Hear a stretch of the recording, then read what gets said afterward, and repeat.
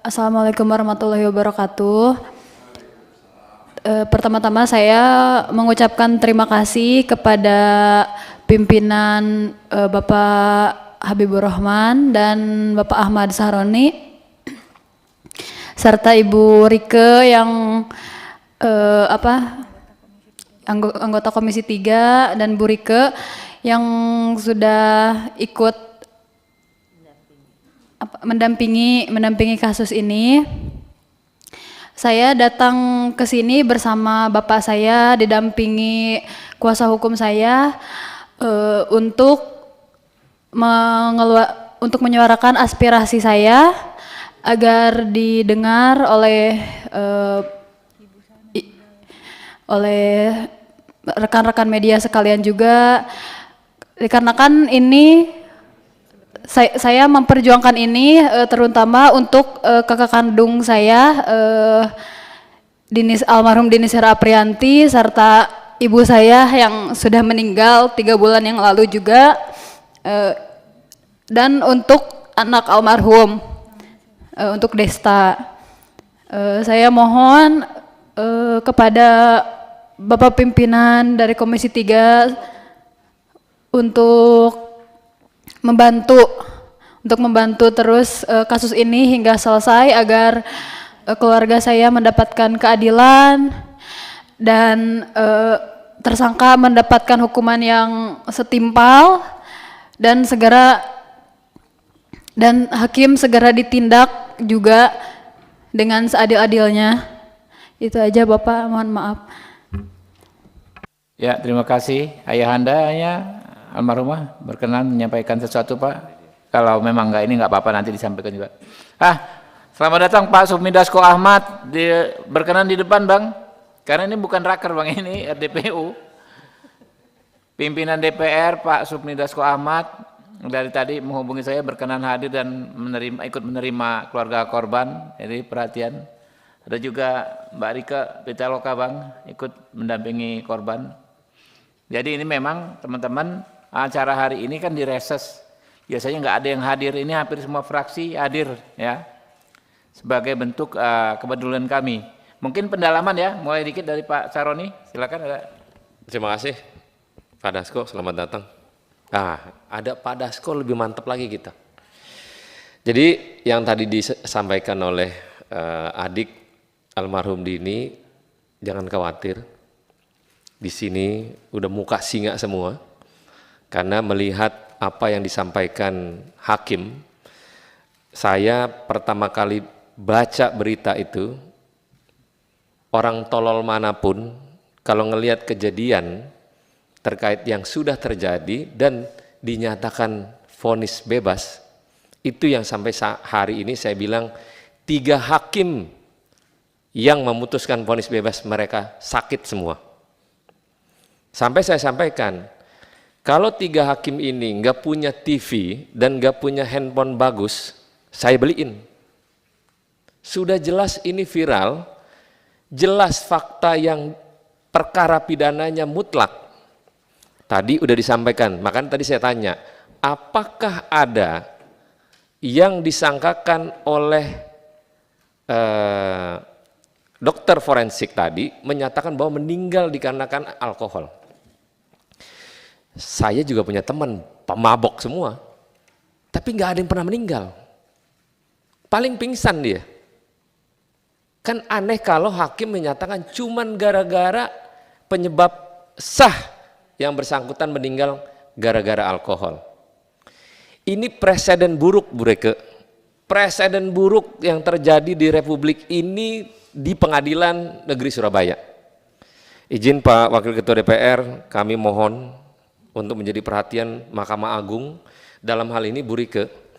Saya kemarin sempat dengar lawyer yang live sama saya itu mau melaporkan ini, mau melaporkan hakim ke KPK, ke polisi, ke jaksa. Udah dilaksanain belum? Sudah berproses Bapak, hari ini kami sudah ke KY, berlanjut kemudian ke Badan Pengawasan Mahkamah Agung, yang ke KPK kami sedang membuat analisisnya, segera kami laporkan Pak.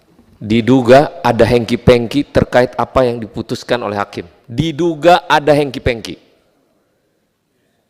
Aneh kalau perlakuan yang dilakukan oleh terdakwa, terus hakim dengan mudahnya bilang, oh ini mati gara-gara alkohol. Bu Rike, nalar otak mana yang kita pakai? Iya, nalar mana otak kita yang dipakai? Selanjutnya, untung ada Pak Habib juga punya ekspresi yang sama untuk membangun ini dengan rasa keadilan yang luar biasa. Ini butuhnya kita bahwa di DPR adalah untuk meminta keadilan. Kemana lagi kalau keadilan kita mati di pengadilan yang tidak ada keadilan? Ini rusak kita. Kita sebagai pimpinan Komisi 3, ada Pak Dasko sebagai pimpinan DPR. Kemana muka kita semua yang ada di sini? Kalau serusak ini hakimnya. Yang saya dengar, saya profiling yang bersangkutan katanya nggak pernah memutuskan. Bohong tuh, ternyata banyak putusan bebas yang dilakukan sama ini hakim. Banyak kasus. Cuman kita nggak pikirin kasus yang lalu. Saya akan konsen dengan urusan ini. Saya mau hakim ini yang beserta 2 orangnya harus diberikan satu keadilan hukuman dari Mahkamah Agung di bidang pengawasan. Terima kasih Pak Habib. Mungkin Pak Dasko berkenan menyampaikan.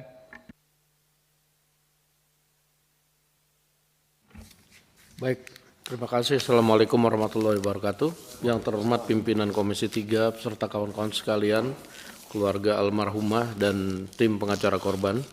Yang pertama-tama saya ucapkan turut berduka cita yang mendalam atas berpulangnya almarhumah dalam keadaan yang menurut kita sama-sama memprihatinkan. Yang kedua, terkait polemik ketidakadilan yang diterima oleh korban dan keluarga korban, tentunya kami dari DPR akan berkomitmen untuk mengawal dan menuntaskan masalah ini. Dan sebagai lembaga yang melakukan pengawasan terhadap lembaga yudikatif, kami akan melakukan hal yang terbaik yang akan bisa kami lakukan, dan kami berkomitmen bersama teman-teman di Komisi Hukum ini untuk terus mengawal sehingga korban dan keluarga korban dapat menerima hak dengan seadil-adilnya. Demikian lebih dan kurangnya saya sudah baca ringkasannya semua, mungkin sudah banyak yang dibahas, diulas oleh media, tapi lebih kurangnya bahwa apa yang disampaikan berdasarkan visum, et repertum dan dakwaan jasa serta keputusan hakim itu sangat bertolak belakang, dan menurut kita yang orang hukum ini adalah hal yang tidak masuk akal. Demikian sedikit dari saya, mudah-mudahan kita semua bisa mengawal perkara ini. Wassalamualaikum warahmatullahi wabarakatuh. Waalaikumsalam warahmatullahi wabarakatuh. Mungkin dari saya kiri, Pak Adang silakan. Assalamualaikum warahmatullahi wabarakatuh. Pertama, kami juga prihatin dan turut berduka cita kepada keluarga, dan juga terima kasih kepada kuasa hukum. Saya terus terang saja dengan membaca apa yang disampaikan kuasa hukum ini, saya sangat berkeyakinan bahwa masalah-masalah ini terjadi suatu hal yang tidak benar. Wajar kalau Komisi 3 akan melakukan pendalaman dan bekerja sama dengan mitra kerja. Jadi kalau pimpinan, apa yang tadi disampaikan oleh pimpinan saya tidak akan ulangi lagi. Yang penting semangat Komisi 3 untuk membangun rasa keadilan bagi masyarakat bangsa dan negara ini kita lakukan. Sekali lagi saya ingin mengucapkan terima kasih kepada kuasa hukum ya. Ini bagus sekali bahannya. Dalam waktu singkat kita mampu membaca apa yang sebenarnya. Ya, banyak sekali yang tadi disampaikan, masalah otopsi, masalah foto, dan itu sudah yakinlah kita. Nah, oleh karena kita ingin mendalami dengan mitra kerja kita untuk tadi bagaimana hakim tersebut harus dilakukan suatu pemeriksaan yang adil, yang kita ingin betul bahwa keputusan ini kalau untuk menurut saya dari hasil yang Anda laporkan ini udah tidak masuk di akal gitu. Terima kasih. Wassalamualaikum warahmatullahi wabarakatuh. Waalaikumsalam warahmatullahi wabarakatuh. Pak Heru, silakan. Terima kasih pimpinan. Assalamualaikum warahmatullahi wabarakatuh.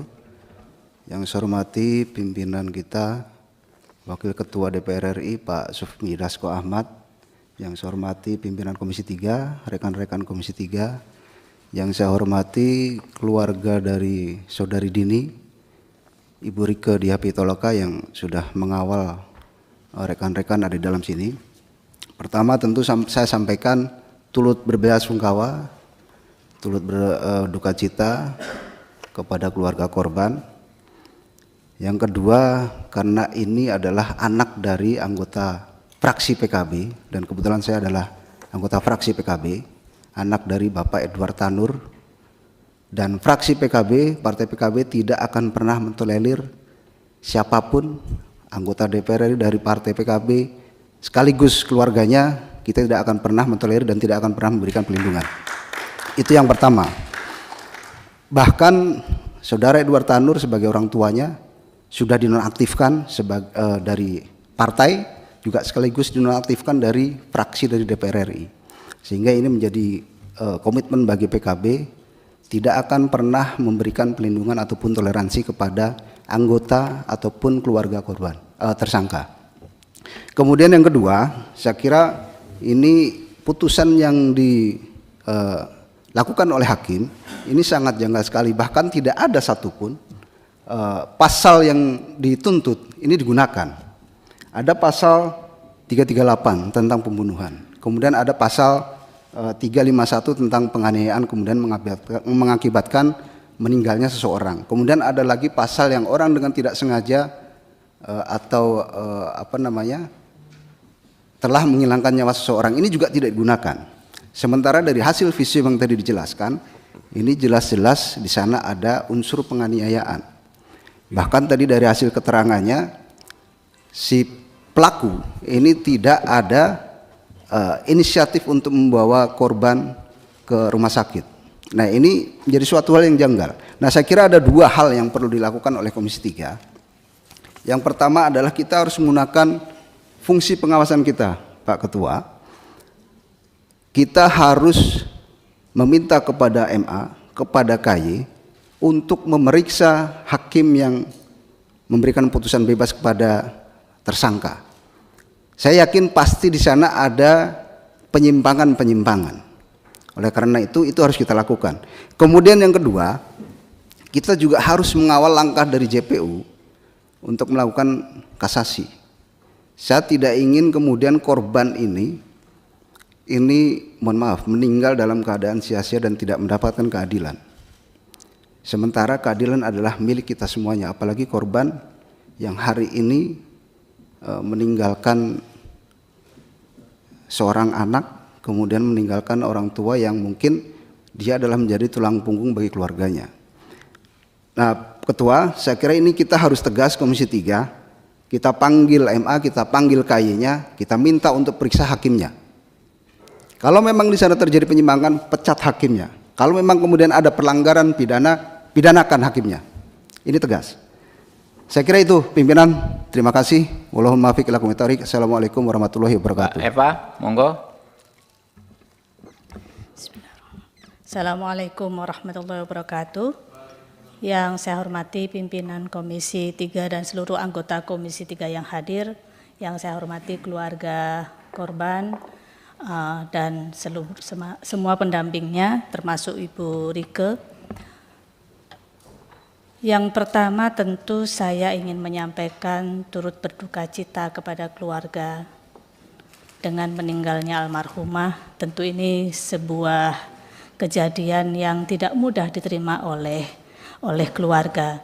Kami pun yang mengikuti dari media, mengikuti dari berbagai pemberitaan ini pun juga merasa berat sekali untuk menerima kejadian ini. Yang berikutnya, saya berterima kasih pada pimpinan Komisi 3 yang mengadakan RDPU ini dan kemudian mengundang kami anggota Komisi 3 dan tentunya pada pimpinan DPR Pak Sufmi Dasko yang telah mengizinkan RDPU ini dilaksanakan pada masa reses. Ini bentuk keprihatinan kami dan perhatian kami semua kepada masyarakat, dalam hal ini adalah keluarga, bagaimana seluruh masyarakat harus menerima keadilan hukum, karena tujuan hukum itu adalah kepastian hukum, kemanfaatan, dan kemudian keadilan itu sendiri. Di sini tujuan hukum tidak terpenuhi tiga-tiganya. Oleh karena itu saya melengkapi apa yang sudah disampaikan oleh pimpinan Komisi 3 dan seluruh anggota Komisi 3 yang mendahului untuk menyampaikan pendapatnya bahwa ini harus di follow up, ini harus ditindaklanjuti, pengawasan kita terhadap mitra-mitra Komisi 3 harus kita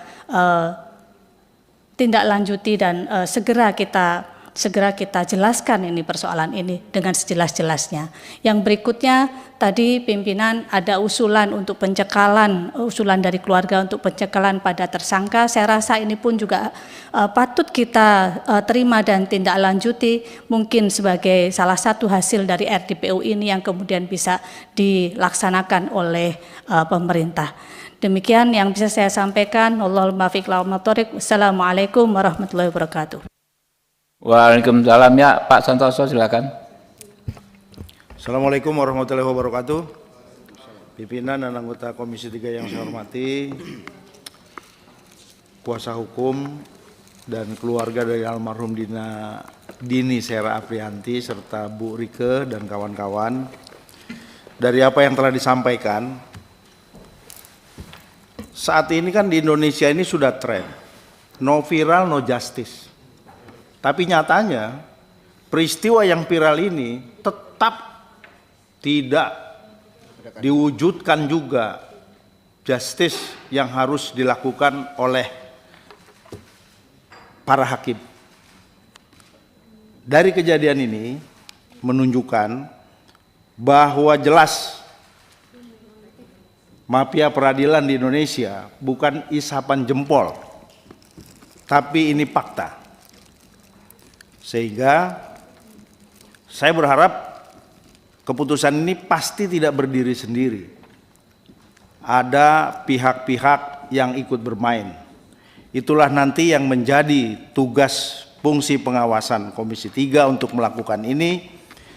Di antaranya adalah kita harus mengusulkan kepada Mahkamah Agung melalui Bawas agar memeriksa para hakim di peradilan itu apakah yang diputuskan benar-benar sesuai dengan fakta di lapangan dan fakta hukum atau memang terjadi pesanan-pesanan, terjadi unsur mafia peradilan, akhirnya keadilan yang harus diwujudkan diabaikan oleh para hakim. Memang dengan undang-undang bahwa hakim itu memiliki independensi dan kemerdekaan dalam memutuskan sebuah perkara harus kita junjung tinggi. Namun fakta-fakta yang terjadi harusnya juga menjadi landasan hakim untuk memutuskan secara hati nurani dan berkeadilan.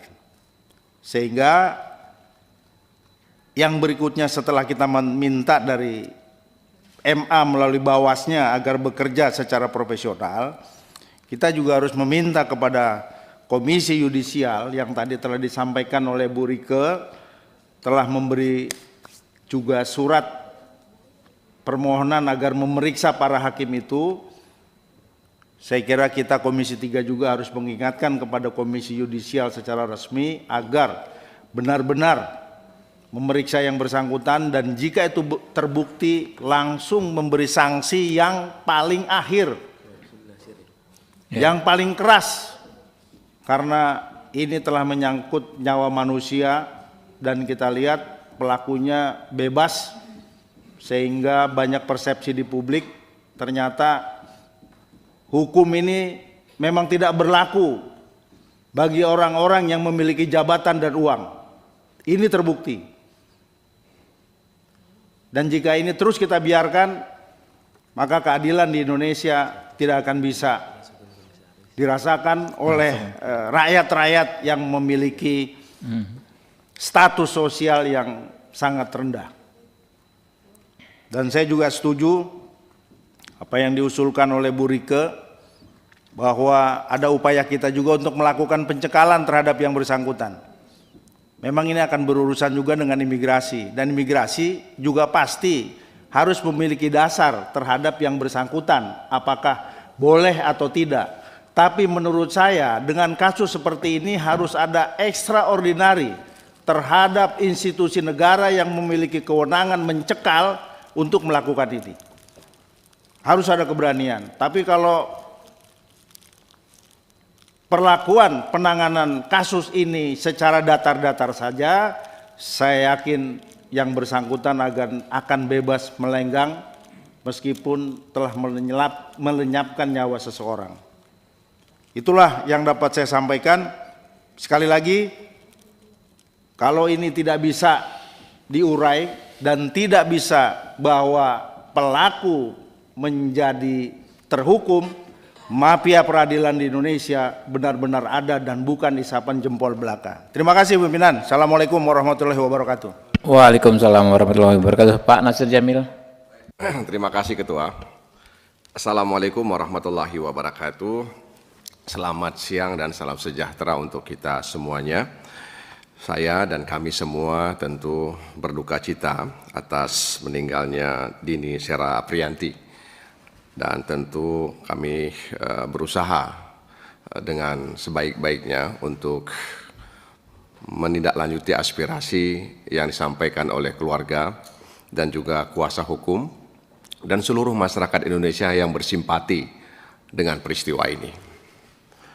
Sebelum saya menyampaikan beberapa hal, memang ketika rapat ini diketahui oleh sejumlah rekan-rekan media, mereka bertanya, ada apa dengan peristiwa ini?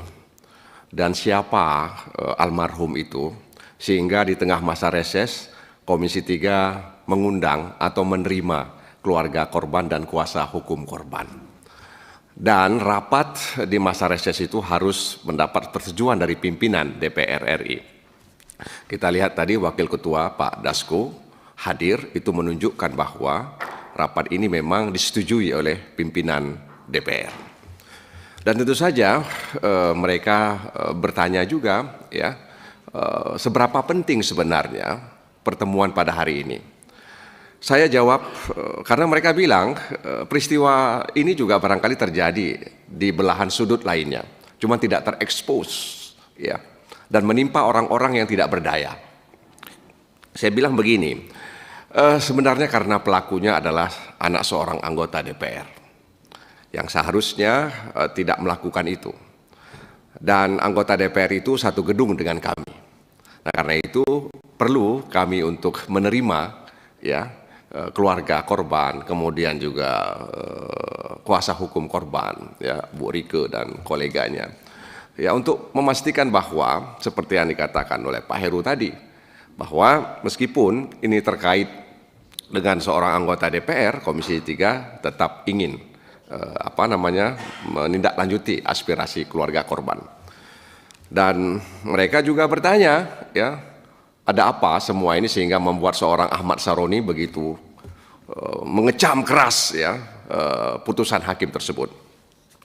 Bapak Ibu sekalian yang saya hormati, ya, kalau kita merujuk kepada pasal 183 KUHAP, ya, itu jelas hakim itu, ya, ketika memutuskan minimal ya sekurang-kurangnya ada 2 alat bukti. Dan yang kedua, dia berkeyakinan bahwa terdakwa itu melakukan perbuatan itu, kan itu. Nah, pertanyaannya adalah mengapa hakim kok bisa mati rasa? Ya. Siapa yang, ya, mengganggu keyakinan dia itu? Siapa yang merobohkan keyakinan hakim itu? Apakah tadi disebut-sebut ada mafia, ya, yang merobohkan keyakinan hakim bahwa semua alat bukti sudah ada sebenarnya. Bahkan visum et repertum itu juga sudah disajikan. Tapi kenapa kemudian hakim seperti mati rasa, ya, yang tidak punya perasaan ketika memutuskan perkara ini? Nah, itu yang kemudian dikecam oleh banyak orang, ya, sehingga kan orang berspekulasi apakah karena dia anak seorang anggota DPR, kan gitu? Kan itu spekulasi yang berkembang di tengah masyarakat, sehingga kemudian dia, ya, dibebaskan. Ada apa dengan hakim tersebut? Ya, kenapa dia mati rasa? Kenapa keyakinannya itu roboh, bukan goyah, roboh, ya. Karena kalau merujuk kepada pasal 183 KUHP kita. Dan di 184 itu sudah ada alat-alat bukti ya yang diatur dalam pasal tersebut. Nah, sebenarnya visum et repertum ini juga sangat-sangat membantu hakim sebenarnya. Apalagi kalau kemudian katakanlah ya, kalau misalnya saksi kurang, alat bukti kurang, itu visum itu sangat penting sebenarnya. Dalam kasus-kasus tindak pidana pemerkosaan di mana korban ya menjadi saksi, itu visum et repertum itu sangat penting sebenarnya. Tapi kenapa seolah-olah mata hakim itu buta? Ya. Buta mata hakim ketika membaca itu. Nah, karena itu sekali lagi apa yang disampaikan ya oleh sejumlah pihak tadi, Pak Habib, Pak Ahmad Saroni, perlu kita tindak lanjuti, dan saya melihat memang hakim ini sudah keluar dari hati nuraninya. Jadi kemanfaatan, kepastian, keadilan itu sudah dicampaknya jauh-jauh ya, karena ada hal-hal tertentu. Dan sebenarnya ya, kalau kita merujuk kepada kaidah logika itu, keyakinan itu ada 3, mulai dari pengetahuan sehingga dia membuat yakin, penglihatan membuat yakin, dan yang ketiga gabungan antara pengetahuan dan penglihatan membuat dia menjadi yakin, seyakin-yakinnya. Di persidangan kan sudah diperlihatkan semua itu, ya sudah diperlihatkan semua itu. Tapi kenapa kemudian ya pengetahuan dan penglihatan itu seperti dikaburkan? Nah, ini yang membuat kita geram, yang membuat kita bertanya-tanya, sehingga kemudian putusan ini itu menyakiti rasa keadilan masyarakat. Nah, sekali lagi saya sangat berharap apa-apa yang disampaikan tadi bisa kita tindak lanjuti bersama. Dan yang paling terakhir yang kami ingin sampaikan juga, kalau membaca 2 kertas yang disampaikan ini, saya nggak tahu dari mana ini, ya, tapi diserahkan kepada kami. Di sini disebutkan analisis fungsi pengawasan Komisi 3 DPR RI terhadap kasus pidana atas nama Dini di wilayah Kota Surabaya. Di poin kedua, ya, ditulis di sini bahwa dari hasil pendalaman perkara Polrestabes Surabaya, diketahui korban dan pelaku pada 3 Oktober 2023 malam berkaraoke bersama teman-temannya sambil mengkonsumsi minuman alkohol. Ya, bisa jadi pelaku dan korban, atau korban saja atau pelaku saya tidak tahu. Tapi terlepas apapun motifnya, apapun latar belakang yang melatar belakangi kejadian itu, maka saya juga berharap kepada rekan-rekan agar inisiasi DPR untuk membentuk larangan minol itu terus kita lanjutkan, karena hari ini mengalami kebuntuan, ya. Karena memang tujuan kita membentuk larangan minuman beralkohol itu untuk melindungi masyarakat dari dampak negatif minuman beralkohol tadi itu. Jadi sekali lagi saya tidak mengatakan bahwa lalu kita benarkan, tidak, tapi apapun latar belakang yang melatar belakangi peristiwa ini, putusan hakim itu tidak bisa kita benarkan. Ya, putusan hakim tidak bisa kita benarkan. Nah, sekali lagi saya berharap kita semuanya ya bisa membantu harapan keluarga korban menindaklanjuti apa yang mereka inginkan sesuai dengan tugas dan fungsi serta kewenangan yang dimiliki oleh DPR. Saya percaya ya Pak Habib, Pak Ahmad Saroni, apalagi Wakil Ketua kami Pak Dasku punya perhatian dalam kasus yang menimpa almarhum Dini Sera Aprianti. Mudah-mudahan Allah Subhanahu wa taala mengampuni kesalahan dosanya. Allahumma ighfir laha warhamha wa'afiha wa'fu anha. Assalamualaikum warahmatullahi wabarakatuh. Waalaikumsalam warahmatullahi wabarakatuh. Mungkin ini sebagian besar sifatnya dukungan ya, Pak kuasa hukum dan keluarga. Jadi bukan bersifat pertanyaan. Mungkin kita bisa langsung ke draft kesimpulan. Bisa dibuka kesimpulan. Ya, ada yang membacakan? Pak Heru?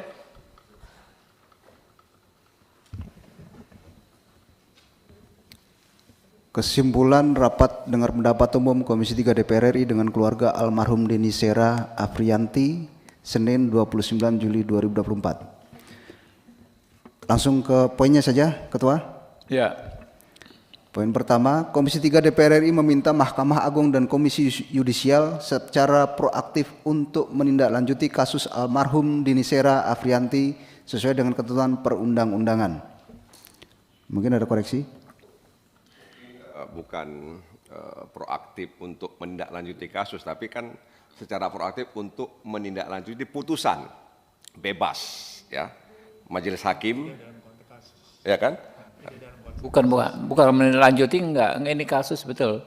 Menindaklanjuti, ya. Kasus apa yang dilanjuti? Jadi kan harus jelas juga kasus itu kan karena ada putusan bebas kan? Enggak. Yang lebih ekstrim Itu aja. P3 aja kan, saya P3 kan? Iya, ya. Komisi 3 DPR RI meminta Mahkamah Agung dan Komisi Yudisial segera memeriksa hakim-hakim yang dimaksud. Oh, itu lebih keren lagi gitu. Langsung konkret. Langsung. Meriksa. Jadi jangan langsung aja periksa. Ya. Rubah. Segera memeriksa. Kita ke Surabaya. Ya, sebut aja majelisnya. Ya, 3 majelis orang. hakim ya nama-namanya. Perkaranya majelis hakimnya sebut. Majelis hakim ya. Ya. Dalam Menindaklanjuti kasus vonis bebas yang dimaksud. emang berkelas. Calon ciri-ciri wakil ketua DPR udah nampak dari Pak Samor tadi. Para hakim yang termasuk dalam majelis Perkara yang nomor berapa? hakim terkait perkara menindaklanjuti. Enggak usah lagi dan menindaklanjuti, nggak perlu. Segera memeriksa hakim, udah itu aja. Dah, hapus. Sesuai dengan perundang-undangan, yes. Betul ya? Izin Poin 1, ada tambahan? Nomor perkaranya, nomor perkara. Nomor perkara, lupa. izin boleh pimpinan? Iya, silakan. Boleh. Memeriksa majelis hakim dalam nomor perkara Udah. Ini lagi 454. Majelis hakimnya apakah perlu ditulis? Enggak perlu. Nggak usah. Nggak usah. Ini kita mesti bantai, nggak ada. Disebut juga nggak ada masalah sih sebetulnya. Sebut aja. Jelas kok itu kok. Kan memang orangnya itu. Nggak ada salahnya disebut. Sebut aja majelis hakimnya. Boleh, sebut. Bud.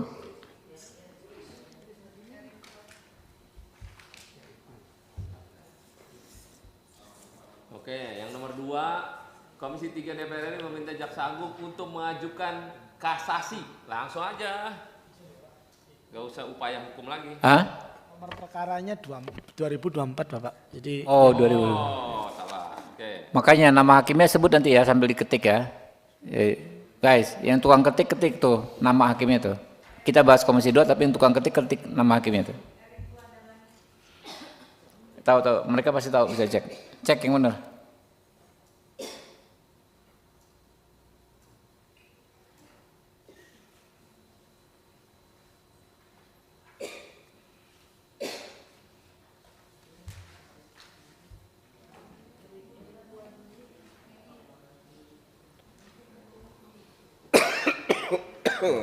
Gua ngomong komandan sebentar. Dah, yang kedua tadi langsung aja. Untuk Jaksa Agung untuk mengajukan kasasi. Nggak boleh Pak.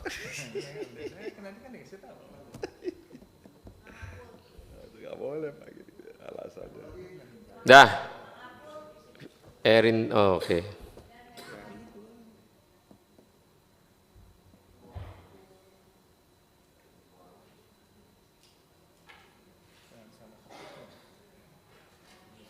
Itu nggak usah pakai inisial lagi, langsung nama aja.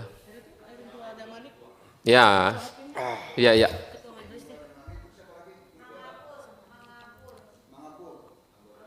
Anggotanya.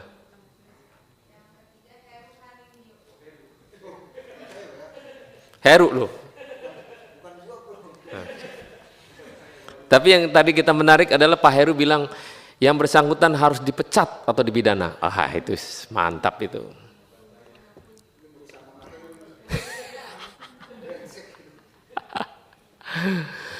Anggota Mangapul.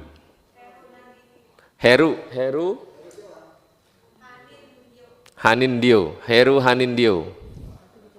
Mangapul itu aja cuma satu kata namanya. Dah. Mangapul apa ntar dulu? Itu nggak mungkin. Nama Mangapul biasanya ada belakangnya tuh. Mangapul doang.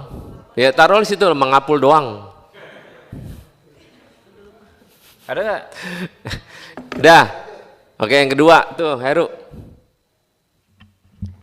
Komisi 3 DPR RI meminta Jaksa Agung untuk mengajukan kasasi dengan memori kasasi yang kuat sesuai dengan tugas dan fungsinya serta mengajukan pencekalan terhadap saudara GR kepada Kemenkumham sesuai dengan ketentuan perundang-undangan. Enggak usah inisial itu GR, langsung nama aja.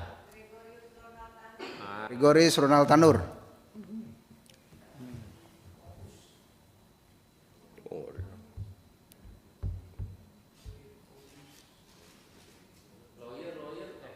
Kalian juga lawyer jangan takut ya. Siap. Awas kalian takut. Aman, Pak. Ini kayaknya. Masa kuasa hukum takut-takut? Jangan. Gimana pimpinan? Oke, yang ketiga. Yang ketiga, Komisi 3 DPR RI meminta LPSK untuk Kita bilangnya tidak meminta. Komisi 3 DPR RI wajib memberikan Komisi 3 DPR RI meminta LPSK. Wajib. Bukan meminta lagi. DPR RI wajib memberikan perlindungan. Coba narasinya coba.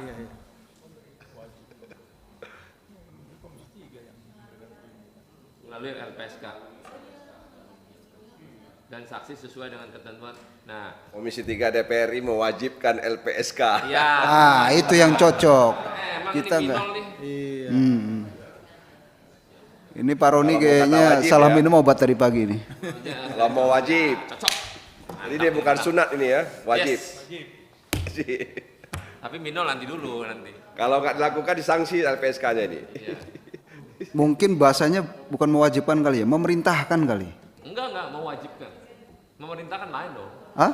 Lain. Wajibkan. Ini bahasa Komisi 3 ini Mbak Eru. Ini Komisi 3 punya barang ini. Oke, cocok. Iya. Mewajibkan LPSK untuk memberikan perlindungan. Mau dibilang Oke, saya baca ulang ya. Oke. Komisi 3 DPR RI mewajibkan LPSK untuk memberikan perlindungan terhadap keluarga korban dan saksi sesuai dengan ketentuan perundang-undangan. Oke. Cocok? Jadi. tinggal kelot aja sebentar lagi nih. Demikian pimpinan. Oke. Teman-teman bisa kita sepakati kesimpulan rapat hari ini, sepakat? Ya. Hidup Pak Habib. Ya, dengan telah selesainya ya acara tadi pendalaman dan pembacaan kesimpulan, selesai sudah acara kita hari ini. Terima kasih atas kehadiran rekan-rekan semua. Kami tutup. Billahi taufiq wal hidayah. Wassalamualaikum warahmatullahi wabarakatuh.